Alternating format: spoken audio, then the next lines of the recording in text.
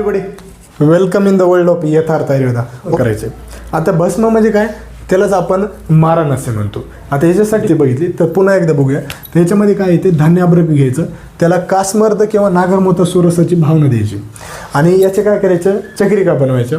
त्या चक्रिका सूर्यप्रकाशामध्ये वाळू घालायच्या आणि नंतर ते सुकून झाल्याच्या नंतर पुट यंत्रामध्ये त्यांना संधिलेपन करायचं आणि संधिलेपन केल्याच्या नंतर त्यांना काय करायचं, गजपुट द्यायचं आणि ही गजपुट त्याला 10 वेळेस द्यायचं आणि हे गजपुट दिल्याच्या नंतर आपल्याला अब्रक दशपुटी भस्म तयार होतो. अशा पद्धतीने ही मारण होतं.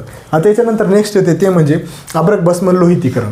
आता आपण अब्रक भस्म जे केलेलं आहे त्याच्यामध्ये जर समजा गडद लाल वर्ण जर प्राप्त झाला नाही तर त्याच्यासाठी जे आपण निर्माण करतो त्याला आपण लोहितीकरण असे म्हणतो. आता याच्यासाठी गांगेरुकी, नागरमोथा, वटक्षिरी, वटमूळ रस यांची भावना दिली जाते आणि त्यांना काय करावं लागते, 2-3 फूट अग्निसंस्कार दिल्याच्या नंतर निश्चंद्रत्व मृदू गडद लाल वर्ण प्राप्त होतो आणि अशा पद्धतीने ही लोहितीकरण प्राप्त होते.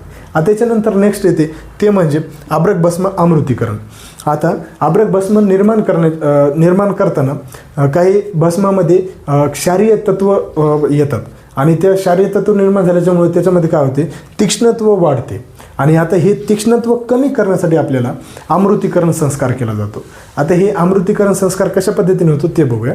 तर त्याच्यामध्ये एका लोखंडाच्या कढईमध्ये काय करायचं, अब्रक भस्म घ्यायचं आणि त्याच्यासोबतच गोघृत हे समान भाग घ्यायचा.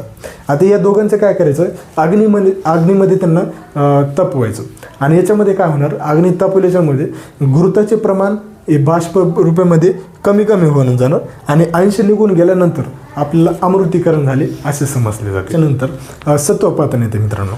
आता सत्वपातन म्हणजे काय सर, तर सत्वपातन म्हणजे काय मित्रांनो, की अब्रक भस्मामध्ये वेगवेगळे प्रकारचे धातू खनिज सुद्धा सापडतात. आता ते जे धातू जे ते क्षारीय तत्व निर्माण करतात. आता ते जे धातूज आहेत त्यांना विलग करणे म्हणजेच सत्वपातन करणे होय. आता सत्वपातन जर बघितलं मित्रांनो तर हे पूर्वी काळामध्ये करायचे, परंतु आजच्या काळामध्ये हे उपयोगाच होत नाही. तर म्हणून आपल्या पुस्तकामध्ये दिले तर ते बघूया. तर त्याच्यामध्ये काय करतात, शुद्ध, आता हे जे सत्वपातन आहे ते पुन्हा एकदा बघूया. तर त्याच्यामध्ये शुद्ध अब्रक 1 भाग घ्यायचं आणि त्याच्यासोबतच 1/4 शुद्ध टंकन घ्यायचं. आता हे जे मुसळी सोरसाची भावना आहे त्याला 3 भावना द्यायच्या या दोघांना आणि नंतर त्यांची नेक्स्ट क्रिया आहे की चक्रिका तयार करायच्या आणि नंतर सूर्यप्रकाशामध्ये त्यांना वाळू घालायचं. नंतर त्यांचं मुशेमध्ये ठेवून त्यांना मुख बंद करायचं आणि मुख बंद केल्याच्या नंतर त्यांना काय करायचं, बंदिस्त मुशामध्ये काय करायचं, त्यांना कोष्टी यंत्रात ठेवायचं आणि नंतर त्यांना अग्नी द्यायचा.